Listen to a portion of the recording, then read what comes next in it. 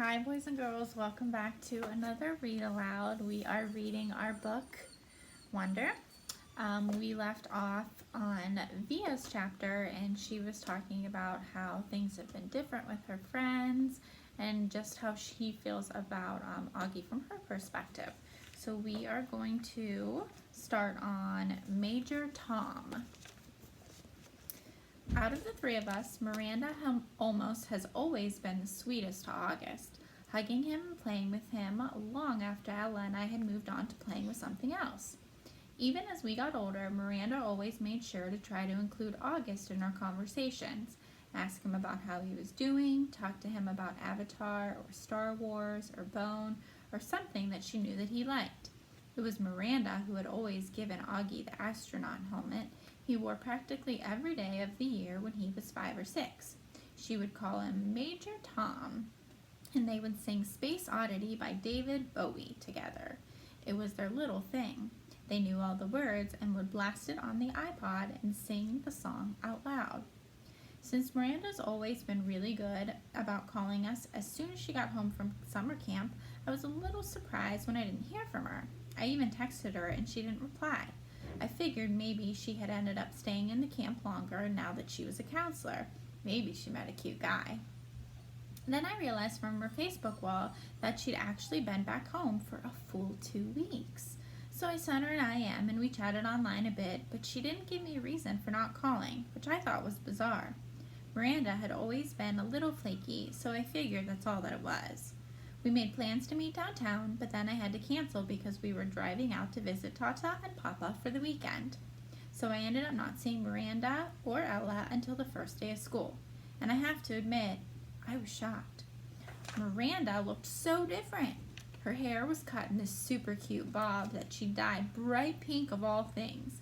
And she was wearing a striped tube top that A, seemed way inappropriate for school, and B, was totally not her style. Miranda had always been such a prude about clothes, and here she was all pink-haired and tube-topped. But it wasn't just the way she looked that was different, she was acting differently too. I can't say she wasn't nice, because she was, but she seemed kind of distant, like I was just a casual friend. It was the weirdest thing in the world. At lunch, the three of us sat together like we always used to, but the dynamics had shifted. It was obvious to me that Ella and Miranda had gotten together a few times during the summer without me, though they never actually said that. I pretended not to be upset at all while we talked, though I could feel my face getting hot, my smile being faked. Although Ella wasn't as over the top as Miranda, I noticed a change in her usual style too. It's like they had talked to each other beforehand about redoing their image at the new school, but hadn't bothered to clue me in. I admit I had always thought I was above this kind of typical teenage pettiness, but I felt a lump in my throat throughout lunch. My voice quivered as I said, "See you later," when the bell rang. After school. I hear we are driving you home today. It was Miranda, period. She had just sat down at the desk right behind me. I had forgotten that Mom had called Miranda's mother the night before to ask me if she could drive me home from school. "You don't have to," I answered instinctively, casually. "My mom can pick me up." I thought she had to pick Augie up or something. It turns out she can pick me up afterward. She just texted me. Not a problem. Oh, okay. Thanks. It was all a lie on my part, but I couldn't see sitting in a car with the new Miranda. After school, I ducked into a restroom to avoid bumping into Miranda's mother outside. Half an hour later, I walked out of the school, ran the 3 blocks to the bus stop, hopped on the M86 to Central Park West, and took the subway home. "Hey there, sweetie," Mom called at the moment I stepped through the front door. "How was your first day? I was starting to wonder where you guys were." We stopped for pizza. Incredible how easily the lie can slip through your lips. "Is Miranda not with you?" She seemed surprised that Miranda wasn't right behind me. "She went straight home. We have a lot of homework." "On your first day?" "Yes, on our first day," I yelled, which completely surprised Mom. But before she could say anything, I said, "School is fine. It's really big, though. The kids seem nice." I wanted to give her enough information so she wouldn't feel the need to ask me more. "How was Augie's first day of school?" Mom hesitated, her eyebrows still high on her forehead from when I'd snapped at her a second earlier. Okay, she said slowly, like she was letting out a big breath. What do you mean, okay? I said. Was it good or bad? He said it was good. So why do you think it wasn't good? I didn't say it wasn't good. Jeez, Via, what's up with you? Just forget I asked anything at all, I answered, and stormed dramatically into Augie's room and slammed the door. He was on his PlayStation and didn't even look up. I hated how zombified his video games made him. So how was school? I said, scooching Daisy over so I could sit on the bed next to him. Fine, he answered, still not looking up from his game. Augie, I'm talking to you. I pulled the PlayStation out of his hands. Hey, he said angrily. How was school? I said fine, he yelled back, grabbing the PlayStation back from me. Were people nice to you? Yes. No one was mean? He put the PlayStation down and looked up at me as if I had just asked him the dumbest question in the world. Why would people be mean, he said. It was the first time in his life that I heard him be sarcastic like that. I didn't think he had it in him. The Padawan bites the dust. I'm not sure at what point that night Augie had cut off his Padawan braid, or why that made me really mad. I had always found his obsession with everything Star Wars kind of geeky, and that braid in the back of his hair with its little beads was just awful. But he had always been so proud of it, of how long it took him to grow it out, of how he had chosen the beads himself in a craft store in Soho. He and Christopher, his best friend, used to play the lightsabers and Star Wars stuff whenever they got together, and they had both started growing their braids at the same time. When August cut off his braid that night, without an explanation, without telling me beforehand, or even calling Christopher, I was just so upset, I can't even explain why. I've seen Augie brushing his hair in the bathroom mirror. He meticulously tries to get every hair in place. He tilts his head to look at himself from different angles, like there's some magic perspective inside the mirror that could change the dimensions of his face. Mom knocked on my door after dinner. She looked drained, and I realized that between me and Augie, today had been a tough day for her too. So you want to tell me what's up? She asked nicely, softly. Not now, okay, I answered. I was reading. I was tired. Maybe later I'd be up to telling her about Miranda, but not now. I'll check in on you before you go to bed, she said, and then she came over and kissed me on the top of my head. Can Daisy sleep with me tonight? Sure, I'll bring her in later. Don't forget to come back, I said as she left. I promise. But she didn't come back that night. Dad did. He told me that Augie had had a bad first day and Mom was helping him through it. He asked me how my day had gone and I told him fine. He said he didn't believe me for a second and I told him Miranda and Ella were acting like jerks. I didn't mention how I took the subway home by myself though. He said nothing tests friendship like high school, and then proceeded to poke fun at the fact that I was reading War and Peace. Not real fun, of course, since I'd heard him brag to people that he had a 15-year-old who was reading Tolstoy. But he liked to rib me about where I was in the book, in a war part or in a peace part, and if there was anything in there about Napoleon's days as a hip-hop dancer. It was silly stuff, but Dad always managed to make everyone laugh. And sometimes that's all you need to feel better. Don't be mad at Mom, he said as he bent down to give me a goodnight kiss. You know how much she worries about Augie. I know, I acknowledged. Want the light off or on? It's kinda late, he said, pausing by the light switch at the door. Can you bring Daisy in first? 2 seconds later, he came back with Daisy dangling in his arms, and he laid her down next to me on the bed. Good night, sweetheart, he said, kissing my forehead. He kissed Daisy on the forehead, too. Good night, girlie. Sweet dreams. An apparition at the door. Once I got up in the middle of the night because I was thirsty, and I saw Mom standing outside Augie's room. Her hand was on the doorknob, her forehead leaning on the door, which was ajar. She wasn't going in his room or stepping out, just standing right outside the door, as if she was listening to the sound of his breathing as he slept. The hallway lights were out. The only thing illuminating her was the blue nightlight in Augie's bedroom. She looked ghost-like standing there, or maybe I should say angelic. I tried to walk back into my room without disturbing her, but she heard me and walked over to me. Is Augie okay? I asked. I knew that sometimes he would wake up choking on his own saliva if he accidentally turned over on his back. Oh, he's fine, she said, wrapping her arms around me. She walked me back into my room, pulled the covers over me, and kissed me goodnight. She never explained what she was doing outside his door, and I never asked. I wonder how many nights she stood outside his door. And I wonder if she's ever stood outside my door like that. Breakfast. Can you pick me up from school today? I said the next morning, smearing some cream cheese on my bagel. Mom was making August's lunch, American cheese on whole wheat bread, soft enough for Augie to eat, while August sat eating oatmeal at the table. Dad was getting ready to go to work. Now that I was in high school, the new school routine was going to be that Dad and I would take the subway together in the morning, which meant his having to leave 15 minutes earlier than usual. Then I'd get off at my stop and he'd keep going. And Mom was going to pick me up after school in the car. I was going to call Miranda's mother to see if she could drive you home again, Mom answered. No, Mom, I said quickly. You pick me up, or I'll just take the subway. You know I don't want you to take the subway by yourself yet, she answered. Mom, I'm 15. Everybody my age takes the subway by themselves. She can take the subway home, said Dad from the other room, adjusting his tie as he stepped into the kitchen. Why can't Miranda's mother just pick her up again? Mom argued with him. She's old enough to take the subway by herself, Dad insisted. Mom looked at both of us. Is something going on? She didn't address her question to either one of us in particular. You would know if you had to come back check on me, I said spitefully, like you said you would. Oh God, Via, said Mom, remembering now how she had completely ditched me last night. She put down the knife she just used to cut Augie's grapes in half, still a choking hazard for him because of the size of his palate. I'm so sorry. I fell asleep in Augie's room. By the time I woke up, I know, I nodded indifferently. Mom came over, put her hands on my cheeks, and lifted my face to look at her. I'm really, really sorry, she whispered. I could tell she was. It's okay, I said.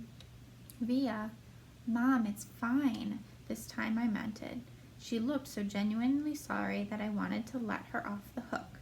She kissed and hugged me, then returned to the grapes. So is something going on with Miranda, she asked. Just that she's acting like a complete jerk, I said. Miranda's not a jerk, Augie quickly chimed in. She can be, I yelled. Believe me.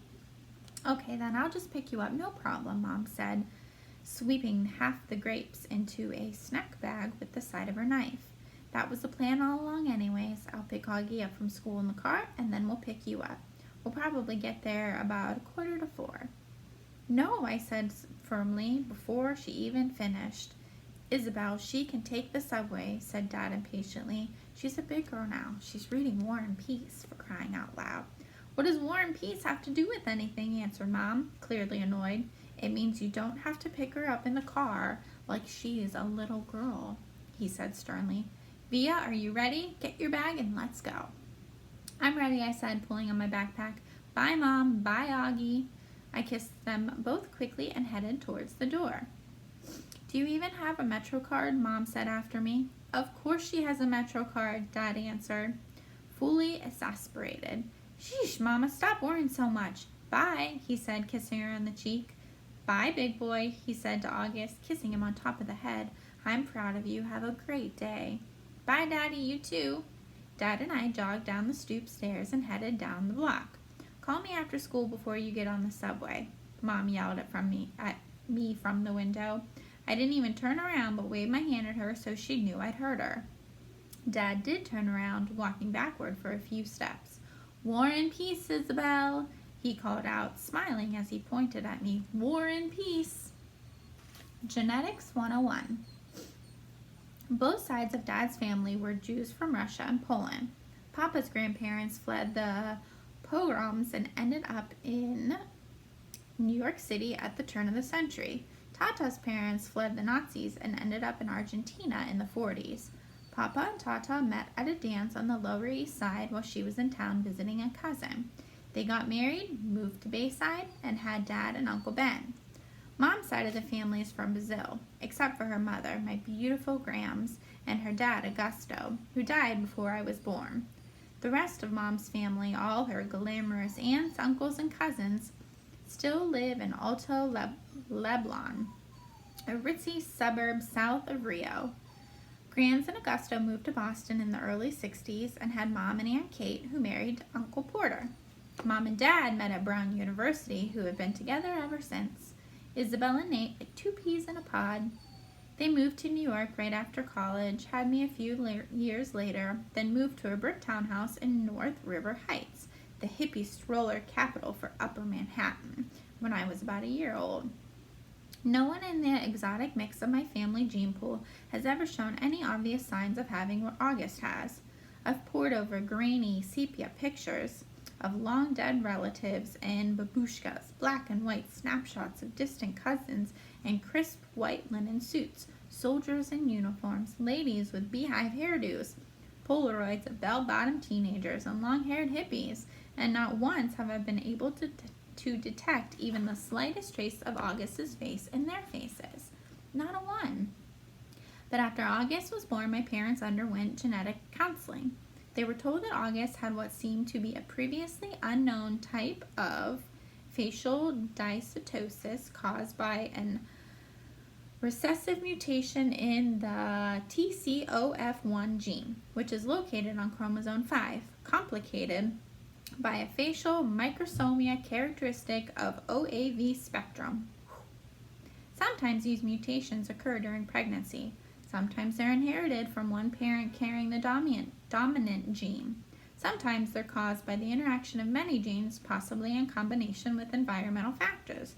This is called microfactorial inheritance. In August's case, the doctors were able to identify one of the single nucleotide deletion mutations that made war on his face. The weird thing is, though you never know it from looking at him, both my parents carry that mutant gene, and I carry it too. That was a lot of big words. The Punnett square. If I have children, there's a 1 in 2 chance that I will pass on the defective gene to them. That doesn't mean that they'll look like August, but they'll carry the gene that got double dosed in August and help make him the way he is. If I marry someone who has the same defective gene, there's a 1 in 2 chance that our kids will carry the gene and look totally normal. A 1 in 4 chance that our kids will not carry the gene at all, and a 1 in 4 chance that our kids will look like August. If August has children with somebody who doesn't have a trace of that gene, there's a 100% probability that their kids will inherit the gene, but a 0% chance that their kids will have a double dose of it like August, which means they'll carry the gene no matter what, but they could look totally normal. If he marries someone who has the gene, their kids will have the same odds as many kids. This only explains the part of August that's explainable. There's the other part of his genetic makeup that's not inherited, but just incredibly bad luck. Countless doctors have drawn the little tic-tac-toe grids for my parents over the years to try to explain the genetic lottery to them. Geneticists use these Punnett squares to determine inheritance, recessive and dominant genes, probabilities, and chance. But for all they know, there's more that they don't know. They can try to forecast the odds, but they can't guarantee them. They use terms like chromosome rearrangement or delayed mutation to explain why their science is not an exact science. I actually like how doctors talk. I like the sound of science. I like how words you don't understand explain things that you can't understand. There are countless people under words like chromosome rearrangement or delayed mutation. Countless babies will never be born like mine. Out with the old. Miranda and Ella blasted off. They attached themselves to a new crowd destined for high school glory. After a week of painful lunches where all they would do was talk about people that didn't interest me, I decided to make a clean break for it. They asked me no questions. I told no lies. We just went our separate ways. I didn't even mind after a while. I stopped going to lunch for about a week, though, to make the transition easier, to avoid the fake, "Oh, shoot, there's no room for you at the table, Olivia." It was easier to just go to the library and read. I finished War and Peace in October. It was amazing. People think it's such a hard read, but it's really just a soap opera with lots of characters. People falling in love, fighting for love, dying for love. I want to be in love like that someday. I want my husband to love me the way Prince Andrei loved Natasha. I ended up hanging out with a girl named Eleanor, who I'd known from my days at PS 22, though we'd gone to different middle schools. Eleanor had always been a really smart girl, a little bit of a crybaby back then, but nice. I never realized how funny she was, and she never knew how enlightened I could be. Eleanor, I guess, had always been under the impression that I was very serious, and as it turns out, she never liked Miranda and Ella. She thought that they were stuck up. I gained entry through Eleanor to the smart kids table at lunch. It was a larger group than I had been accustomed to hanging out with, and a more diverse crowd. It included Eleanor's boyfriend Kevin, who would definitely become class president someday. A few techie guys, girls like Eleanor, who were members of the yearbook committee and the debate club, and a quiet guy named Justin who had small round glasses and played the violin, and who I had an instant crush on. When I'd see Miranda and Ella, who were now hanging out with a super popular set, we'd say, "Hey, what's up?" and move on. Occasionally, Miranda would ask me how August was doing, and then she would say, "Tell him I said hello." This I never did, not to spite Miranda, but because August was in his own world these days. There were times at home that we never even crossed paths. All right, so we are going to continue reading about Miranda and how high school's going for her. Hopefully things start getting better with her friends. And I will be back to read more of Wonder. Remember that once school ends, you can still watch these videos and you can finish the book with me. You just have to type in my name and you'll be able to finish this book in the summer. But I will see you back for one more read aloud for our third grade school year. I'll see you later, friends.